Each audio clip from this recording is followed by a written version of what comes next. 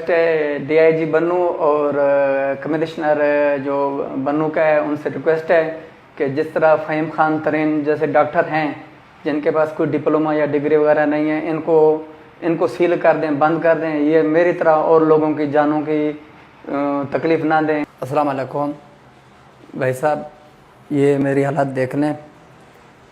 मैंने ट्रांसप्लांट कराया था बन्नू में। फ़हीम खान तरीन नाम का एक अपने आप को डॉक्टर बुलवाता है, लेकिन मुझे बाद में मालूम हुआ जब मेरी हालत बिगड़ गई। जब मेरी हालत बिगड़ गई तो 2 घंटे बाद मेरे सर से खून आना शुरू हुआ। तो मैंने जब उनको बोला कि ये मेरा खून निकल रहा है, ये किस वजह से है, फिर उन्होंने मेडिसिन वगैरह शुरू कर दी। फिर पीप आना शुरू हो गई। 6 घंटे बाद मेरा पूरा जो है ना जल्द पीप आना शुरू हो गई। तो मैंने उनकी बहुत मेहनत की। तो उन्होंने कहा नहीं, इलाज मैंने ही करना है, इसका इलाज और किधर भी नहीं है, मेरे अलावा इलाज इसका कोई नहीं कर सकता है।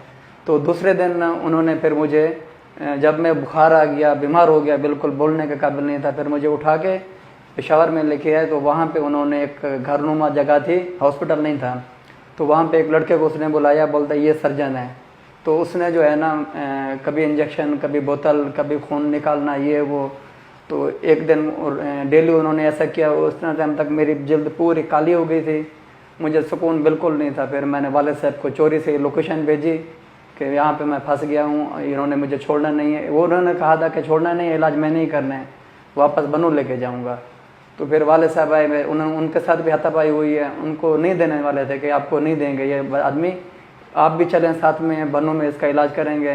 तो बाबा ने जब मेरी हालत देखी कि ये तो बोल नहीं सकता है, तो ज़बरदस्ती, मेरे साथ में बच्चा भी आया था, तो वहाँ से उठाया, फिर अच्छे से सर्जन के साथ लेके गए। अभी कहने का मतलब यही है, कभी भी आप ज़िंदगी में ट्रांसप्लांट करें, कोई भी ऐसा काम करें, अच्छे से सर्जन को ढूंढें। सर्जन के हाथ में वाकई उनको जो ट्रेनिंग होती है वो इलाज भी कर लेते हैं उसी टाइम। अगर मैं पहले दिन से अगर सर्जन के साथ जाता ना, शायद मेरे 100 बाल निकालते थे, यानी बाल कम करते थे। क्योंकि मुझे बाद में मालूम हुआ कि इसका इलाज यही था।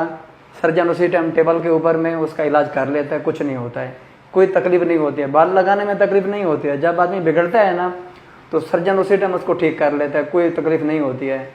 तो मेरे साथ जो जुल्म हुआ ना वो यही है कि उन्होंने मुझे ट्रीट के लिए सर्जन नहीं दिया। वो खुद सर्जन थे, बस उन्होंने बाल लगाना हुआ सीखा हुआ किधर से, बस बाल लगाते हैं।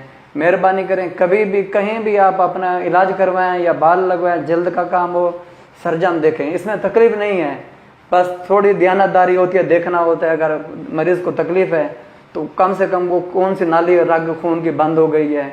मेरा तो खून बंद हो गया था, बिल्कुल खून नहीं घूमता था। तो बाद में मुझे इन चीज़ों के बारे में मालूम हुआ कि असल मेरे साथ हुआ क्या है।